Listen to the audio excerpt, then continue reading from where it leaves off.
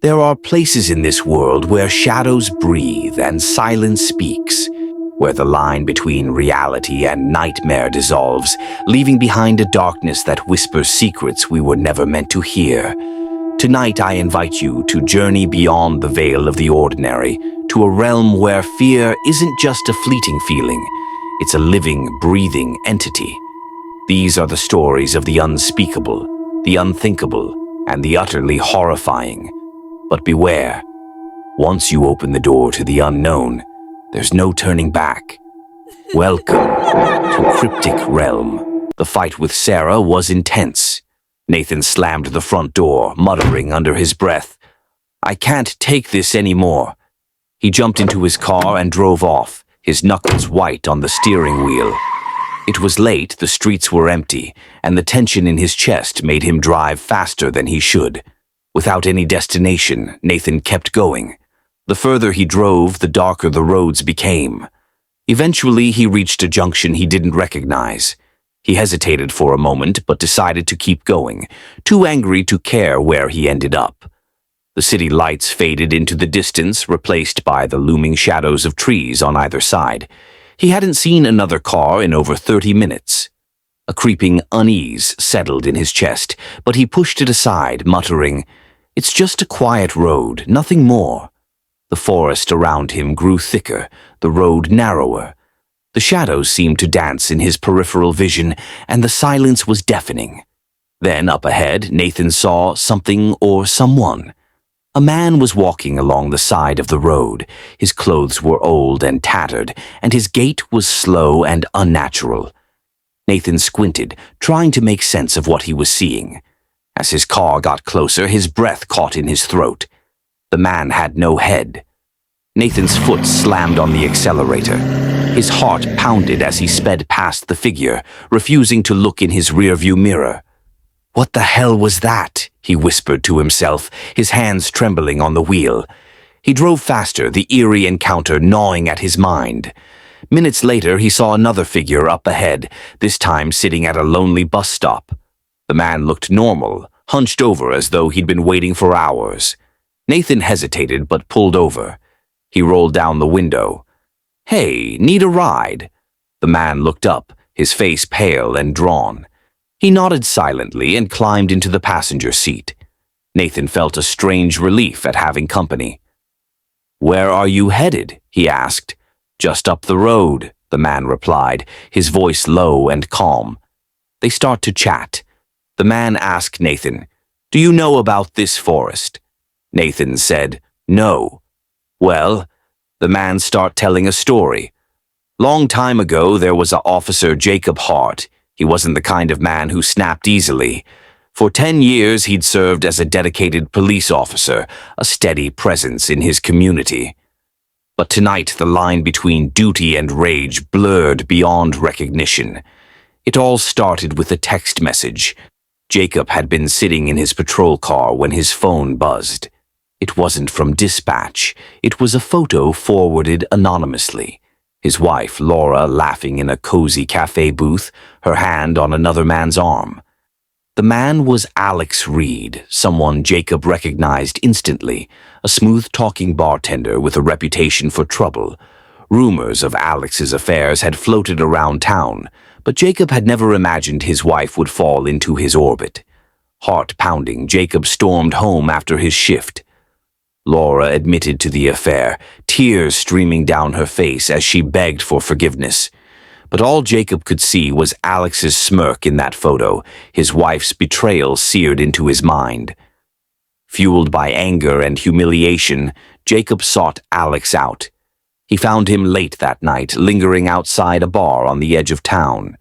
Alex leaned casually against the wall, a cigarette dangling from his lips as if he hadn't just torn a family apart. "What do you want, officer?" Alex sneered when Jacob approached. Jacob didn't reply. The words twisted in his throat, choked by fury. Alex stepped closer, his smirk widening. "Let me guess. She told you everything? Look, it wasn't personal, man. She just needed a little excitement." That was it. Something in Jacob snapped.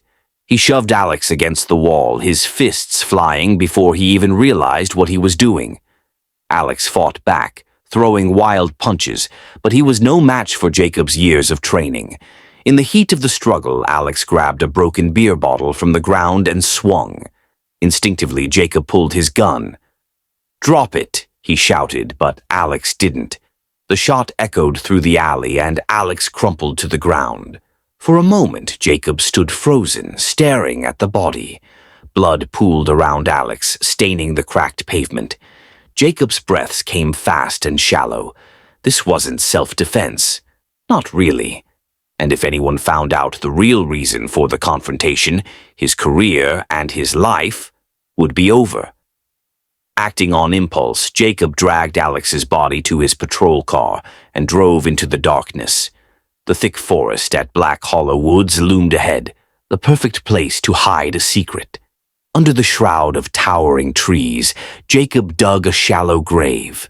Each scoop of dirt felt like an eternity, guilt and panic twisting in his gut.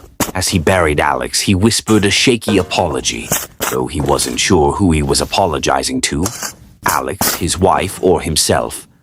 When the job was done, Jacob wiped his hands on his uniform and turned back toward his car. But the forest wasn't silent. A breeze rustled the leaves, carrying with it the faint sound of laughter. Or was it a taunt? Jacob froze, his pulse racing. He shook his head, dismissing it as his imagination. But as he walked away, the laughter seemed to follow, growing louder with each step. In the weeks that followed, Jacob tried to move on. He returned to work, forced smiles at his colleagues, and avoided Laura's tearful attempts at reconciliation. But the guilt clung to him, a shadow that grew darker each day. And on quiet nights, when the wind blew through the trees, Jacob swore he could hear Alex's voice, mocking him from the grave. Nathan did know about that story, but he found it fascinating. Then they just silence. They drove in silence for a while before Nathan felt the need to break it. "Weird night," he started. "I picked you up because I saw something disturbing back there. A man, or at least I think it was a man. He didn't have a head." The passenger turned to him, his face unreadable. "Headless, you say? Like this?" Before Nathan could respond, the man reached up and lifted his head clean off his shoulders. Blood oozed from the severed neck as he held his head in his lap, grinning. "Do you mean this?" Nathan screamed, jerking the wheel violently. The car skidded off the road, tumbling down an embankment into the dense forest. The world spun as glass shattered and metal twisted. When Nathan regained consciousness, he was still strapped into the driver's seat. The car was upside down, its headlights casting eerie beams through the trees.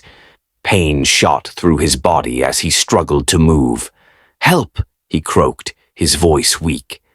Then he heard it, a wet, squelching sound coming from outside the car. His heart raced as he turned his head. The headless man from the roadside was standing just beyond the shattered windshield, staring, or so it seemed, with his non-existent eyes. Behind him stood the passenger, still holding his severed head, his grin wider than before. "You've entered his forest," the passenger said, his voice echoing unnaturally. "He doesn't let anyone leave." Nathan's screams were swallowed by the darkness as the figures closed in. Days later, Sarah filed a missing persons report for her husband. The police found his car deep in the forest, wrecked and covered in blood. But there was no sign of Nathan. Locals whispered that the forest had claimed another victim. They spoke of the headless man and his cursed passenger, warning travelers to stay far away. Late at night, drivers passing through the area sometimes report seeing a lone figure by the roadside. If they stop, they never come back. Are you brave enough to come back for more? If you enjoyed this chilling tale, make sure to like this video. Every click helps keep the darkness at bay. And remember, sharing is caring. Or is it summoning? Send this to your friends if they dare to watch. Subscribe to this channel and join us in the shadows for more nightmares every week. But be warned, we'll be waiting for you.